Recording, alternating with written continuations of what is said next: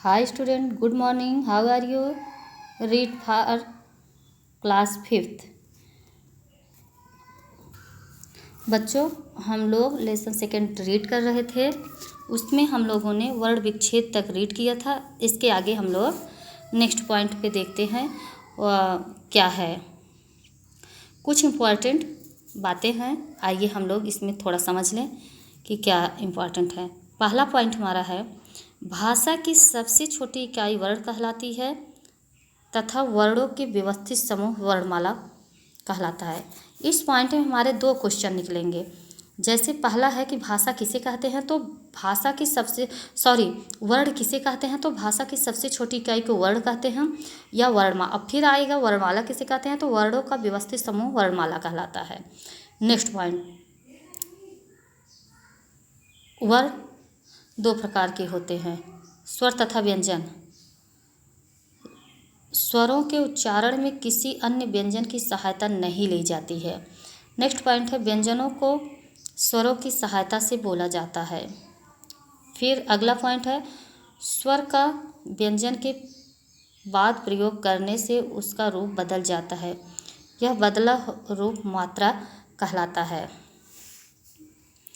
Next point है, व्यंजन के दो रूप होते हैं, स्वर रहित व्यंजन तथा स्वर सहित व्यंजन। फिर है, दो समान या एक जैसे व्यंजन मिलकर बने व्यंजन द्वितीय व्यंजन कहलाते हैं।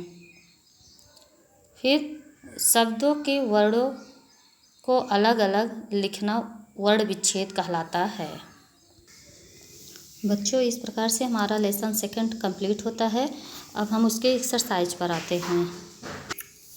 बच्चों, इस प्रकार से हमारा लेसन सेकंड कंप्लीट होता है। हम लोग उसके एक्सरसाइज पे आते हैं और उसकी एक्सरसाइज देखते हैं। उसमें पहला क्वेश्चन है, सही विकल्प पर सही का निशान लगाइए। पहला है, वर्ण के टुकड़े किए जा सकते हैं, तो इसमें सही आंसर क्या होगा? ऑप्शन नंबर 1 इसमें सही ऑप्शन है, इसलिए इस पर हम टिक करेंगे कि वर्ण के टुकड़े किए जा सकते हैं। हाँ।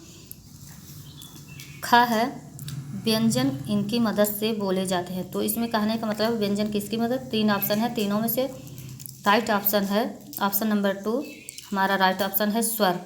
तो व्यंजन हमेशा स्वर की मदद से बोले जाते हैं, तो हम स्वर पर टिक करेंगे। ग, रंग शब्द में यह पंचम वर्ण आता है, तो रंग शब्द में कौन सा पंचम वर्ण आता है? ऑप्शन नंबर 1 अंगा। अंगा जो है रंग शब्द में आता है, इसलिए हम अंगा पे टिक करेंगे। घ, त्रा व्यंजन इनके मेल से बना है, मतलब किस दो शब्दों के मेल से त्रा व्यंजन बना है, तो है हमारा ऑप्शन नंबर 2 सही होता है, क्योंकि त प्लस र बराबर त्रा, ये सही है और ये गलत है। किसी बच्चे की बुक है, इसलिए इसमें गलत टिक लग गया था। अब हम आते हैं क्वेश्चन नंबर 2 पे। स्वरों से उनके भेद तक रेखा खींचिए। हास्य और दीर्घ स्वर दिए गए हैं, इसमें से इधर वर्ण दिए स्वर दिए गए हैं, इसमें से रेखा के द्वारा लाइन खींचकर हमें मिलाना है।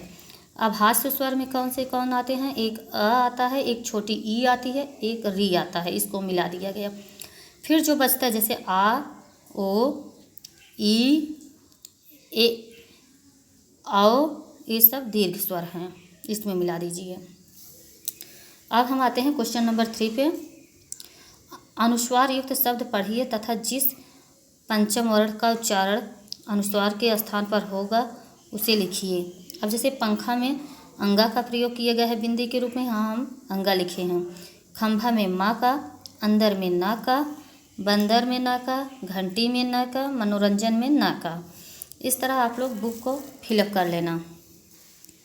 अब देखो नीचे लिखे स्वरों की मात्राएं लिखिए। नेक्स्ट क्वेश्चन में यहाँ पे स्वर लिखे गए हैं, इसके मात्राओं को लिखना है। तो छोटी, अब देखिए छोटी ई है, तो इसकी मात्रा ये है, ए की मात्रा यह लिखा गया है, बड़ी ओ, ए की, अ की। क्वेश्चन नंबर 5, नीचे लिखे संयुक्त अक्षरों के को हलंत लगाकर उदाहरण के अनुसार लिखिए। जैसे ब्राह्मण में देखो यहाँ अलग कर दिए गए हैं, तो ऐसे ही अब देखते हैं विद्यालय में। विद्यालय द के नीचे हलंत लगा दिया गया है। फिर उद्धार में देखो द के नीचे हलंत, देखो ब्रह्मा में हा के नीचे, विद्वान में द के नीचे, उद्देश्य में द के नीचे। तो स्टूडेंट इस तरह से हमारी एक्सरसाइज कंप्लीट होती है। आप लोग इसको कंप्लीट कर लेना। Complete exercise second. हम लोग नेक्स्ट चैप्टर के साथ फिर मिलेंगे। Thank you.